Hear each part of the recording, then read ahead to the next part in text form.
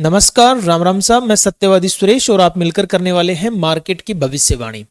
दोस्तों, आज बाजार फुल साइडवेज था और पिछले अगर हम देखें 2 या 3 दिन से तो मार्केट लगातार डाउनफॉल दिखा रहा है, मतलब गिरता ही जा रहा है। इसके पीछे क्या कारण है, कौन सी न्यूज आने वाली है, उसके ऊपर हम इन डेप्थ डिस्कस करेंगे। साथ में ही वन डे टाइम फ्रेम पर कुछ एफवीजीज या कुछ लेवल्स मुझे दिख रहे हैं, उनके ऊपर भी हम डिस्कस करने वाले हैं। तो सबसे पहले ये न्यूज और मार्केट का स्ट्रक्चर पढ़ने से पहले हम एक बार ग्लोबल मार्केट पे सरसरी निगाहें डाल के देखते हैं।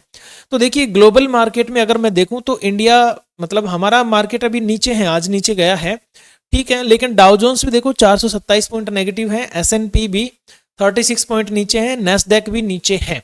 तो इसके पीछे क्या कारण है, देखो अभी मेजर जो कारण मुझे नजर आ रहे हैं वो मैं आपको बताने की कोशिश करता हूं। दोस्तों, पहला कारण तो चार्ट के ऊपर बात करते हैं, न्यूज बाद में देखेंगे। पहले मैं चार्ट के ऊपर बात कर लेता हूं, वन डे टाइम फ्रेम पर। आप देख रहे हैं यहाँ पे वन डे टाइम फ्रेम पे ये एक बड़ी ग्रीन कैंडल, जिसको हम बोल सकते हैं बुलिश इंगोल्फिन। बुलिश इंगोल्फिन आने के बाद में मार्केट सस्टेन नहीं हो पाया, धीरे धीरे, मतलब लाइफ हाई तो लगाई निफ्टी ने, लेकिन लाइफ हाई इस तरह से लगाई कि कोई लाइफ हाई के मजे नहीं ले पाया। यहां पर भी देखो, इस दिन भी मार्केट गैप अप खुल के नीचे आके क्लोज हो गया। आज भी मार्केट लगभग लिबर लिबर करके साइडवेज ही क्लोज हो गया। और कल मैंने आपको बताया भी था कि आज बाजार साइडवेज हो सकता है, उसके कारण भी कल के वीडियो में मैंने आपके साथ में डिस्कस किए थे। दोस्तों, अब देखो, ये जो फुल कैंडल आई थी ना, इस फुल कैंडल में एक एफवीजी था। अगर आप एफवीजी नहीं जानते हैं तो आपको एफवीजी का वीडियो देख लेना चाहिए, अपने दूसरे चैनल पे पड़ा हुआ है। बाकी मैं लाइव में बताता रहता हूं कि एफवीजी क्या चीज है, और ज्यादातर ट्रेड भी हम एफवीजी पर करते हैं। सो यहां पर एक एफवीजी था और ये एफवीजी आज फुल फिल हो चुका है, पूरा फिल हो चुका है। तो कल क्या हो सकता है, देखो अगर मैं चार्ट को देखूं तो चार्ट तो कह रहा है कि कल से हम तेजी कर सकते हैं, ये चार्ट कह रहा है। लेकिन न्यूज न्यूज कैसी है, न्यूज नेगेटिव है। कौन कौन सी न्यूज नेगेटिव है, देखो एक नेगेटिव न्यूज तो ये थी कि जीएसटी का जो कलेक्शन हुआ है वो बहुत कम हुआ है। दूसरा, जो इंडस्ट्रियल प्रोडक्शन का जो आंकड़ा था वो 4.4% से फिसल के 0 पॉइंट कुछ हो गया, मतलब एग्जैक्ट आंकड़ा मुझे याद नहीं है, बट 0 पॉइंट के नीचे चला गया। एक ये भी वजह है। दूसरी मैं आपको बता दूं, 4 और 5 दिसंबर को पुनित जी, नहीं गलत सुन रहे हो आप, पुनित जी नहीं, पुतिन जी, रूस से पुतिन जी हमारे यहाँ पे आ रहे हैं इंडिया में। याद रखना, अगर ये इंडिया में आ रहे हैं तो जरूर कोई ना कोई डील तो होगी होगी भाई। ऐसे तो है नहीं कि मोदी जी के साथ चाय पीने आ रहे हैं या हाथ मिलाने आ रहे हैं, ये तो नहीं है। इसका मतलब कोई ना कोई डील तो होगी, कोई ना कोई बिजनेस डील तो होगी। और जहां तक मुझे लगता है 90% चांस ये है कि रक्षा सौदे होने वाले हैं। बाकी देखो और हो सकता है, और ऐसा नहीं है कि मैंने बोल दिया तो हो ही जाएगा, मैं सिर्फ एक अनुमान लगा रहा हूं। आप भी अनुमान लगाना, अगर 4 और 5 दिसंबर को पुतिन जी आ रहे हैं तो ज्यादातर जो है मतलब किस सेक्टर में तेजी आ सकती है, या किस सेक्टर पे सबसे ज्यादा समझौते या बिजनेस डील हो सकती है। देखो ये यहां तक तो ठीक है मामला, यहां तक तो कोई दिक्कत नहीं है भाई। मोदी जी हैं इधर, आपके पुतिन जी हैं, तो ये मीटिंग कर रहे हैं, यहां तक कोई समस्या नहीं है। अब समस्या कहां है वो सुनो। समस्या है भाई साहब भूरिया भाई की। भूरिया जानते हो कौन है, भूरिया ये है यूएस से, इनको तकलीफ होने वाली है। अब तकलीफ क्या होने वाली है, देखो इधर हमारे पीएम, ठीक है, और उधर पुतिन जी, ये दोनों जब मीटिंग करेंगे तो ये तो पक्का है कि भाई देश के हित में ही कोई ना कोई फैसले लेंगे। तो कहीं ना कहीं हमारे जो मोदी जी है ना, इनकी सोतन बन के बैठे हुए हैं भूरा भाई। इनकी सोतन कौन है, भूरा। ये अगर चिढ़ गया ना इस बात से, चिढ़ तो सकता है भाई इंसान, यार चिढ़ने में क्या बुराई है। अगर ये चिढ़ गया कि भाई मेरे को नहीं बुलाया और पुतिन को बुला के चाय पिला रहा है, तो भाई साहब ये सोतन नाराज हो जाएगी, और ये सोतन नाराज होके ग्रह क्लेश कर देगी बाजार में। ध्यान रखना, क्या पता नाराज हो जाए और बोल दे कि ये लो जी इंडिया के ऊपर 100% टैरिफ, फिर तो मार्केट क्रैश। तो इस न्यूज का मार्केट पे इंपैक्ट पड़ने वाला है, ध्यान रखना दोस्तों। मीटिंग कब है, 4 और 5 की। अब अगली कहानी सुनो भाई, बैंकिंग सेक्टर में आरबीआई पॉलिसी की भी न्यूज आने वाली है 4 और 5 के बीच में ही। लग गई लंका। अब देखो, दो तरीके हैं इसमें। पहला तो ये कि पुतिन जी और हमारे बीच में यानी कि इंडिया के बीच में अगर समझौते होते हैं और रक्षा क्षेत्र में ज्यादा होने की उम्मीद है तो मार्केट अपने हाई पर भी जा सकता है। लेकिन उधर सोतन नाराज हो गई और उसने कोई अंटसंट बयान पेश कर दिया तो मार्केट नीचे भी आ सकता है। यानी कि ओवरऑल मैं ये कहना चाह रहा हूं वॉलेटिलिटी बढ़ने वाली है मार्केट में। ये हो सकता है कल कल और शांत रहे। कल कल क्यों शांत रहे? क्योंकि 4 और 5 को होने वाली है डील, 3 को नहीं होने वाली है। तो कल और मार्केट शांत रह सकता है, साइडवेज रह सकता है। देखो दोस्तों, मैं अपनी तरफ से आपको बताने की कोशिश कर रहा हूं और ये केवल शिक्षा के लिए बताने की कोशिश कर रहा हूं। मेरा इसमें ऐसा नहीं है कि मैं 100% श्योर हूं। आपको क्या लगता है आप भी कमेंट करना।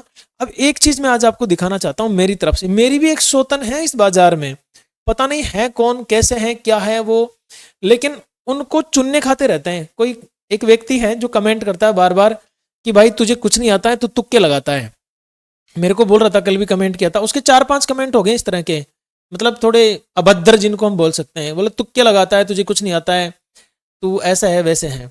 मैं ये कहूंगा कि भाई तू तुक्के लगा के दिखा, और ये तुक्का लगा के दिखा कि ये कैंडल यहीं पे जाए और जो लाइन मैंने खींच रखी है उसके चरण स्पर्श करे और नीचे आ जाए।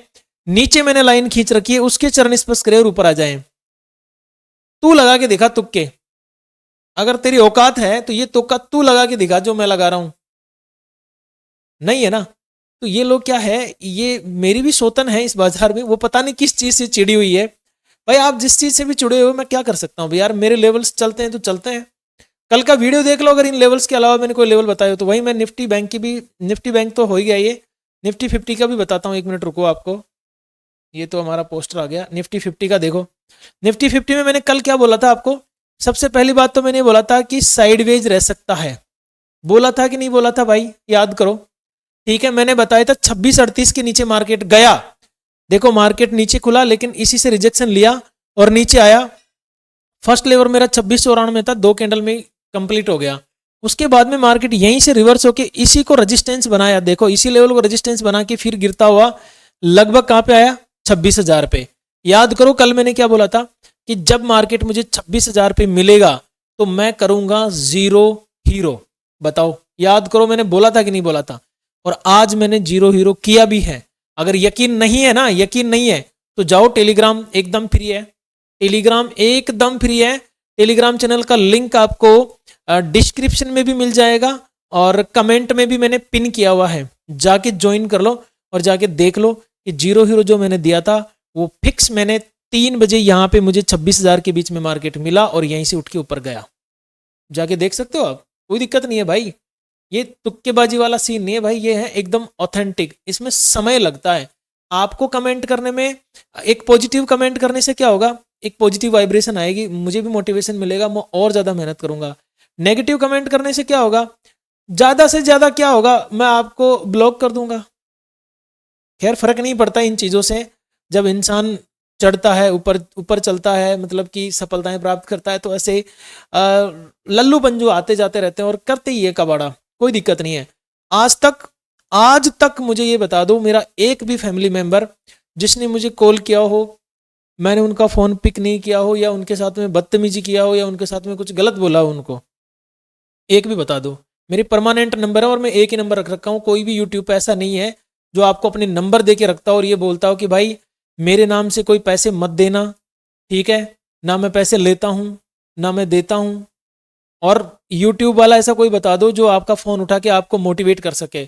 लोग मुझे दुखी होके भी फ़ोन करते हैं ना कई, मैं उनको कुछ दवाई नहीं दे सकता। मैं जानता हूँ इस चीज़ को कि मेरे पास कोई दवाई नहीं है इस बाजार की जो मैं आपको प्लस में ला के रख दूँ या आपका लॉस कवर करवा दूँ।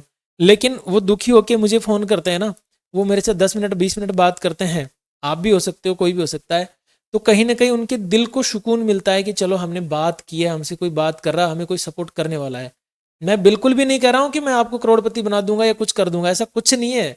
और मेरी इतनी क्षमताएं भी नहीं है कि भाई मैं कोई भगवान थोड़ा ना हूँ बाजार का। बट भाई आप अगर एक अच्छी बात करने से मोटिवेट होते हो तो मैं भी ऐसा ही हूँ, मैं भी इंसान ही हूँ। आप अच्छी बात करते हो तो मैं भी मोटिवेट होता हूँ। बाकी ठीक है, आप मेरी सोतन हो, अब क्या कर सकते हैं भाई। चलो अब आज के लेवल्स देख लेते हैं। इनके चक्कर में साला टाइम और बहुत ज़्यादा चला गया, 10 मिनट चली गई मेरी। दोबारा से चलते हैं निफ्टी के ऊपर और निफ्टी के लिए लेवल्स ट्राई करते हैं भाई 5 मिनट टाइम फ्रेम पर। ठीक है, आ चुके हैं हम 5 मिनट टाइम फ्रेम पर।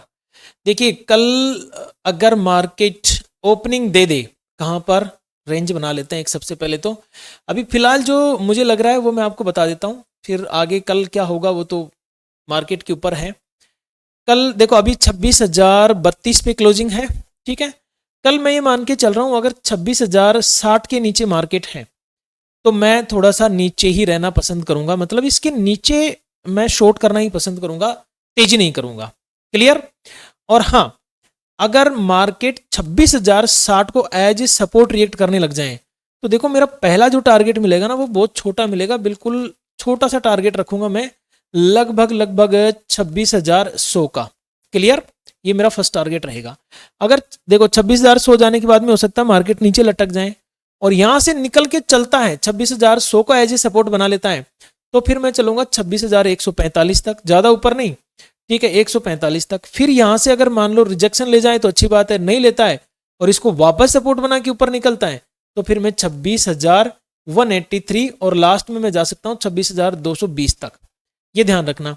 अब कुछ लोगों की ट्रेड करने में दिक्कत हो जाती है, कैसे दिक्कत होती है वो समझो। अभी मैंने आपको लेवल बताया 26,100 और 26,100 के बाद में 26,145। अब ऐसे नहीं है कि 26,100 चला गया तो सीधा 145 ही जाएगा, नहीं।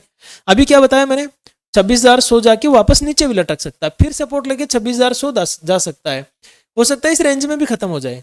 लेकिन यह है कि लेवल्स चलने की संभावनाएं सर्वाधिक होती है।